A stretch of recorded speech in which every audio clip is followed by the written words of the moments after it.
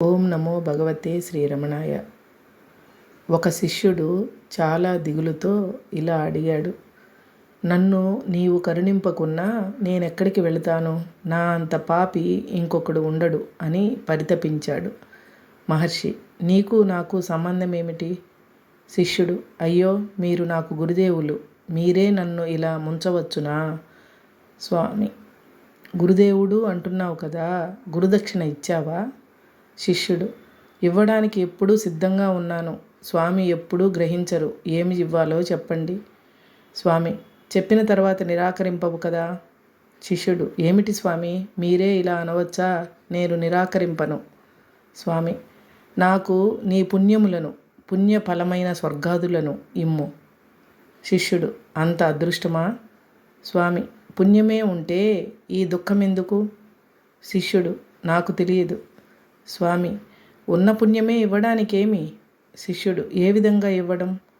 స్వామి, మనస్ఫూర్తిగాను, నా పుణ్యంతో, నా పుణ్య ఫలములతో నాకిక పని లేదు, అన్నింటినీ రమణునికి ఇచ్చాను అని. అతడు అలాగే అన్నాడు. స్వామి, అయినా నీవు చాలా కొద్ది వస్తువు అంటే పుణ్యమును ఇచ్చావు, కొంచెం ఎక్కువగా ఉన్నదానినే ఇవ్వరాదా? శిష్యుడు, ఇస్తాను, అదేమిటో చెప్పండి. స్వామి, చెప్పిన తర్వాత నిరాకరింపవు కదా? శిష్యుడు, చెప్పి చూడండి, నిరాకరిస్తానేమో. స్వామి, అయితే నీ పాపమును ఇమ్ము. శిష్యుడు, అయ్యో స్వామి, మీ దేహం నా పాపాన్ని భరించలేదు, నేను చేయని పాపాలు లేవు. స్వామి, అది నాకు అక్కర్లేదు, ఇస్తావా ఇవ్వవా?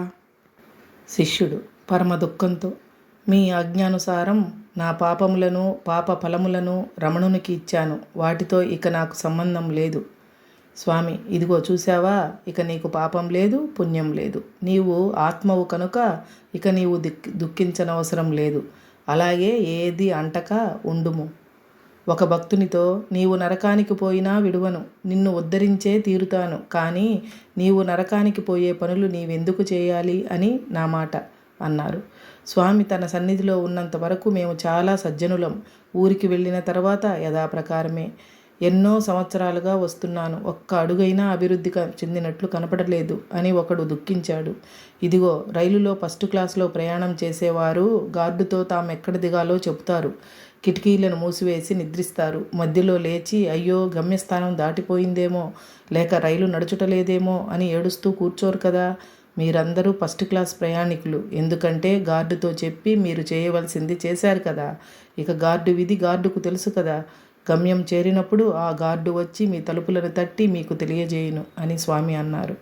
ఇంతకన్నా అభయం ఇచ్చుట ఉందా? రాముడు కూడా ఇదే విధంగా సకృదేవ ప్రపన్నాయ తవాస్మీతి చ యాచతే అభయం సర్వభూతేభ్యో దదామ్యేతత్ వ్రతం మమ అన్నారు.